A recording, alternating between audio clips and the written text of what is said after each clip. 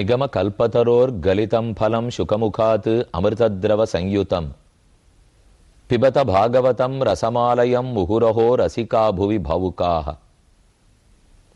சுகாச்சாரியருடைய உயர்ந்த திருவாக்காக பிறந்ததே பாகவத மகாபுராணம். வேதத்தை அத்தனையும் திரட்டி எடுத்து சாரமான கருத்துக்களை கொடுத்தது இந்த புராணம். ஒரு பழத்தை அருந்துகிறோம், சாப்பிடுகிறோம், பழரசத்தை அருந்துகிறோம். அந்த பழரசத்தை போலே வேதம் என்னும் மரத்தில் பழுத்த பழம், அந்த பழத்தினுடைய ரசமே பாகவத புராணம். கிளி கொத்திய பழத்துக்கு தனிச்சிறப்பு. சுகாச்சாரியர் தான் வேதம் என்னும் மரம் பழுத்த பழத்தை கொத்தி அதிலிருந்து ரசத்தை எடுத்து பாகவத புராணத்தை நமக்கு கொடுத்துள்ளார்.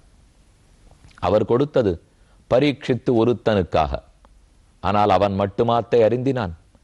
யாருக்கெல்லாம் அருந்துவதில் விருப்பம் உள்ளதோ, வாழ்க்கையை நல்வழிப்படுத்திக் கொள்ள இசைவு உள்ளதோ, அவர்கள் அனைவருக்கும் பாகவதம் நன்கு இனிக்கும். சுகாச்சாரியர் தன் உபதேசங்கள் அனைத்தையும் 12வது ஸ்கந்தம் 5வது அத்தியாயத்தோடே முடித்தார். இனி இப்ப நாம் இருக்கிறது 6வது அத்தியாயம். தேகம் வேறே ஆத்மா வேறே தெரிந்து கொண்டான் பரீட்சித். ஆகையால் மரணத்தை கண்ட பயம் போயித்து. இனி கவலையோ பயமோ பொறாமையோ காமமோ குரோதமோ லோபமோ ஏதும் அவனிடத்தில் இல்லை.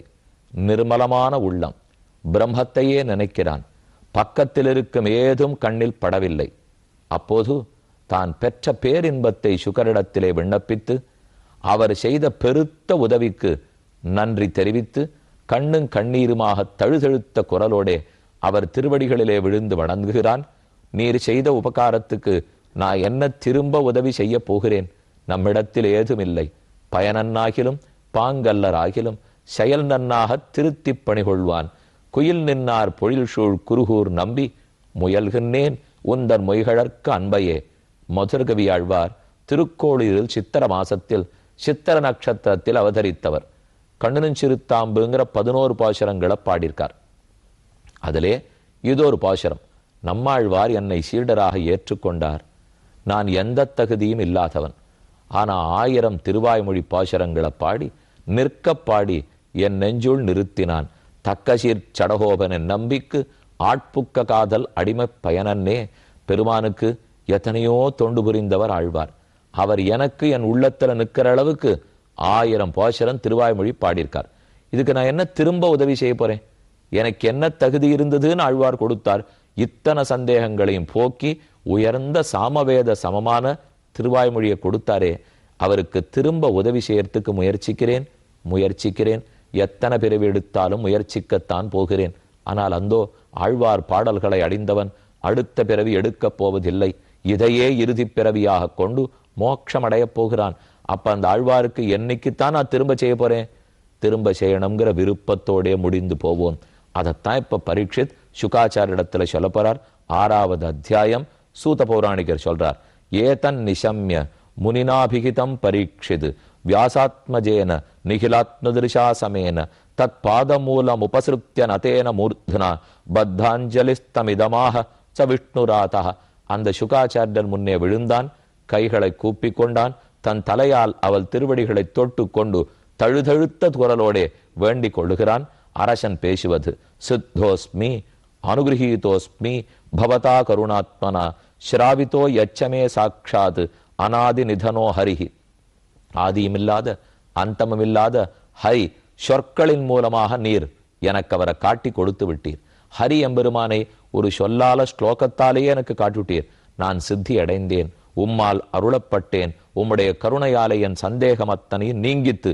எதை கேட்டால் கேட்டாததெல்லாம் கேட்டதாகுமோ, எதை அறிந்து கொண்டால் அறியப்படாதது அறியப்பட்டதாகிறதோ, எதை நினைக்கும் போது உலகத்தில் மத்தேது ஞாபகத்துக்கு வராதோ அந்த உயர்ந்த பிரம்மத்தை சொல் வடிவமாகவே எனக்கு காட்டி கொடுத்தீர். ந அத்யத்புதமஹம் மன்யே மகதாம் அச்சுதாத்மனாம் அக்ஞேஷு தாபதப்தேஷு பூதேஷு யத் அனுக்கிரஹ. உம்ம போன்ற மகான்களுக்கு இயற்கையே சுபாவமே என்ன போன்ற தகுதியற்றவர்களுக்கு நன்மை செய்வதுதானே. இது உம்முடைய பெருமையாக நான் நினைக்கவில்லை, இது உம்முடைய இயற்கையான பண்பாக நினைக்கிறேன். தாழ்ந்தவர்களை உயர்த்துவதே மகான்களுக்கு வழக்கம். புராண சம்ஹிதாமேதாம் அஸ்ரௌஷ்ம பவதோ வயம் யஸ்யாம் கலு உத்தம ஸ்லோகா பகவான் அனுவரண்யதே. புராணங்களிலே சிறந்ததாய் சாத்திக புராணமான இந்த பாகவதத்தை திருவாக்காலே கேட்கும் பாக்கியம் பெற்றேன்.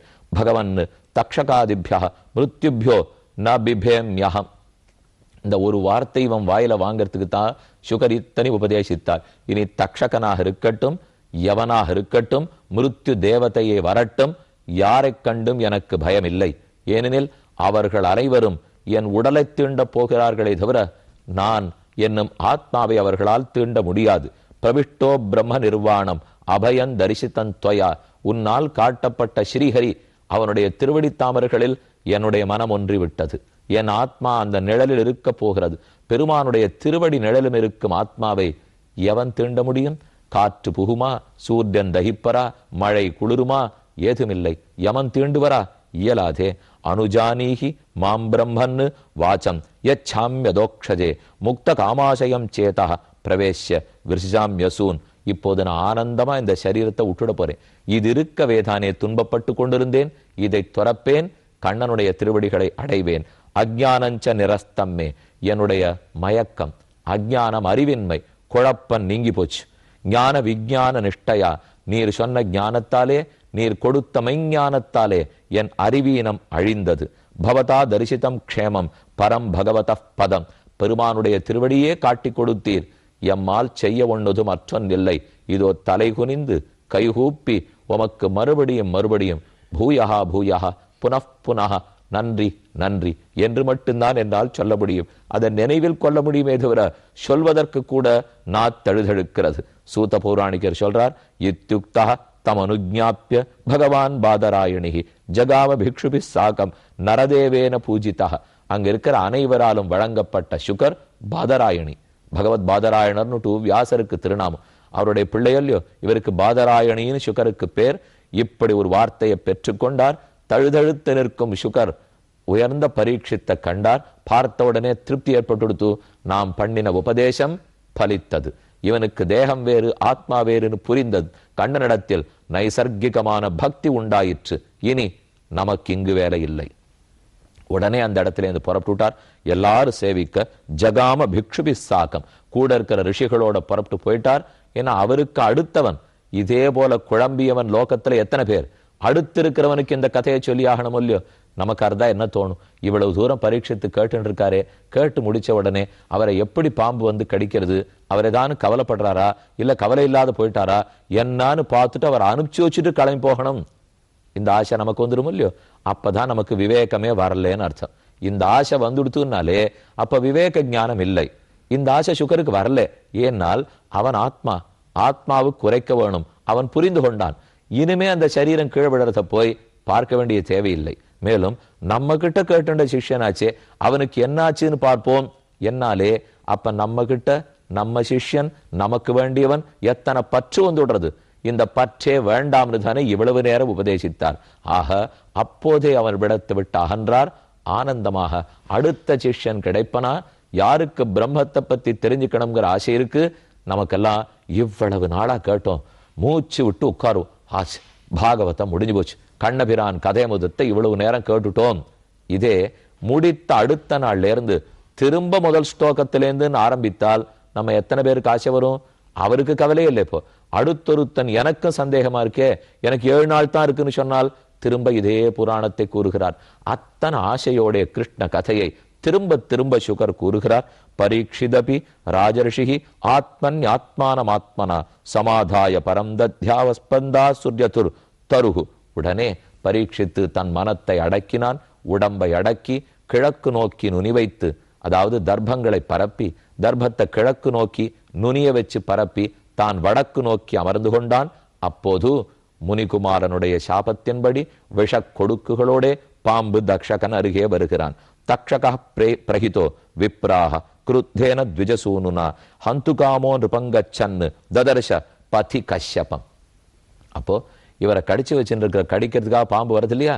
அந்த சமயத்திலே ஒரு விருத்தன் வயோதிகன், அவன் பாம்பு பிடாரன். பாம்பு கடிச்சுட்டா அந்த விஷத்தை போக்குறதுக்கு நல்ல மருந்து, விஷத்துக்கு முறிவு மருந்து வச்சுட்டு இருக்கிறவர்.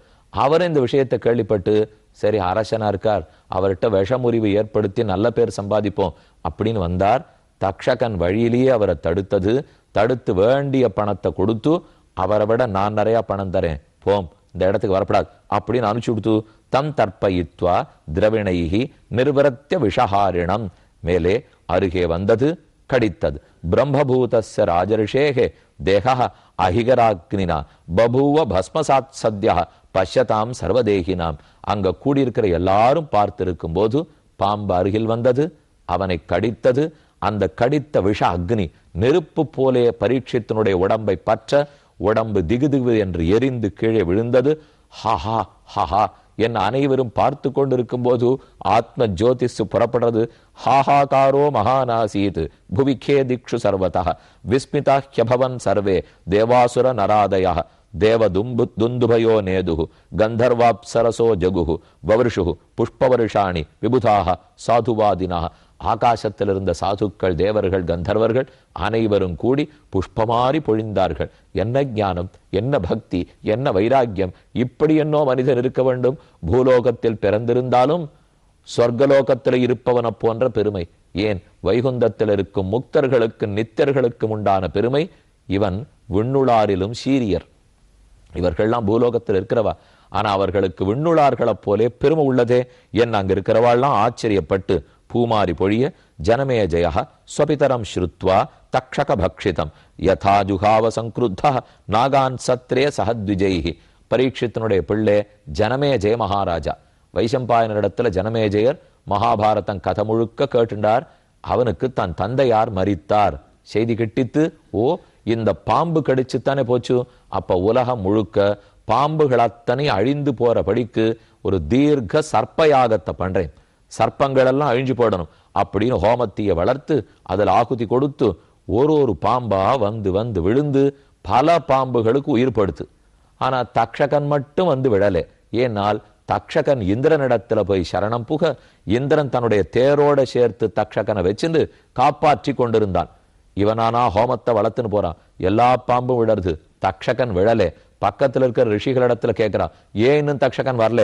அவ சொல்றா, இந்திரன் காப்பாத்தின்னு இருக்கார், தங்கோபாயதி ராஜேந்திர சக்ரஹா சரணமாகதம். இவன் பதில் சொல்றான், அப்ப அதோட சேர்த்து இந்திரனோட தேரோட பாம்பு வந்து விழும்படிக்கு ஹோமம் பண்ணுங்கோ என்ன ஆணையிட, சகேந்திரம் தக்ஷகம் மகே தக்ஷகாசு பதஸ்வேக சகேந்திரேன மருத்வதா அப்படின்னு ரிஷிகள் ஹோமம் பண்ண ஆரம்பித்தா. அப்பதான் புலஸ்தியர் முதலான ரிஷிகள் பார்த்தார்கள். பிருகஸ்பதி, அங்கிரா இவர்களெல்லாம் கூடி இந்த பிள்ளைக்கு நல்லதை எடுத்து சொல்லணும்.